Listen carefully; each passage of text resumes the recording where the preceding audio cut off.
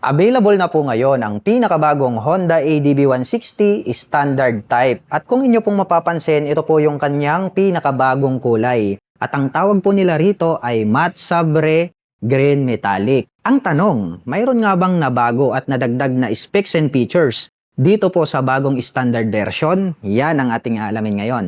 Tara!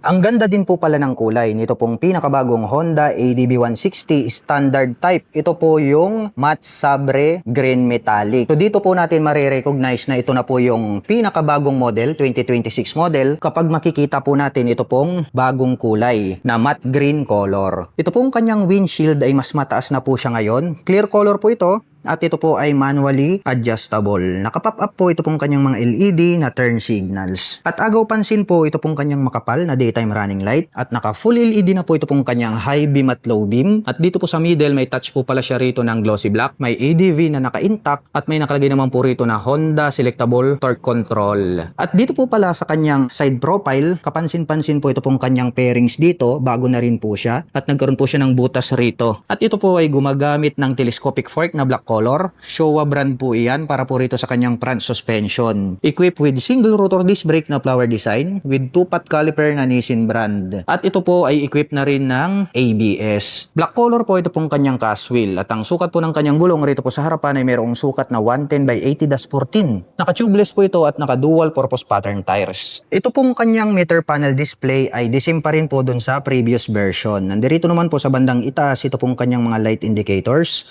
At nandirito naman po yung kanyang toggle button sa gitna. At ito po ay naka-naked handlebar na black color. Pagdating naman po sa kanyang mga button selectors, meron po itong high beam and low beam, horn at yung kanyang turn signal selector. Habang dito naman po sa kabila, meron po siyang auto stop start system, hazard button at electric starter. Itim po ang kulay nito pong kanyang mga handle grip at black color din po ito pong kanyang mga brake levers.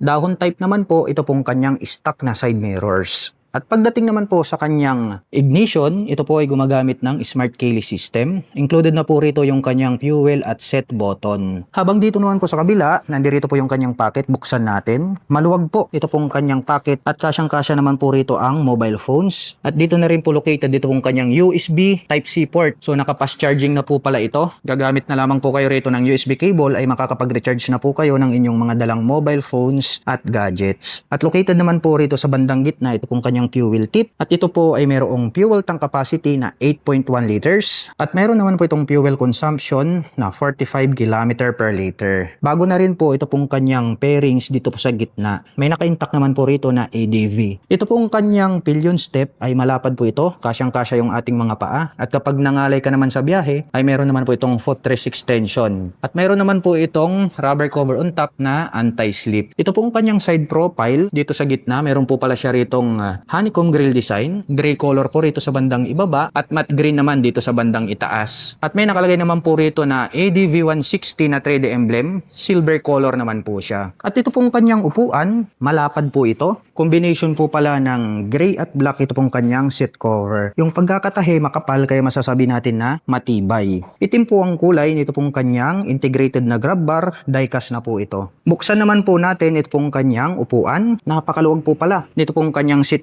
storage at sa tansya ko naman ay kasyang-kasya naman po rito ang isang full face helmet. At bukod dyan ay marami na rin po kayong mailalagay rito ng mga personal belongings. Close po natin ito pong kanyang upuan. Marami ang nagtatanong kung gaano nga ba kataas ito pong Honda ADB 160 na standard type. Sasakyan natin para malaman nyo kung gaano nga ba ito kataas. Para po sa mga magtatanong, ang height ko po ay 5'6". Ito na lang po yung inyong gawing set height reference. Makikita nyo naman, dapat naman po yung ating mga paa. Kaya komportable po ito para po sa mga tulad natin na 5'6" in height. At kung akin naman pong tatansyahin, ay kayang-kaya naman po itong maabot na mga 5'4" and above. At ito po palang ating Honda ADB 160 ay meron po itong seat height na 780mm. At meron naman po itong ground clearance na 165mm. At para naman po sa mga nakapanood ng video na ito at interesado po kayong maglabas nito pong ating pinakabagong Honda ADB 160 na standard type, ay maaari nyo po akong i-message at i-PM.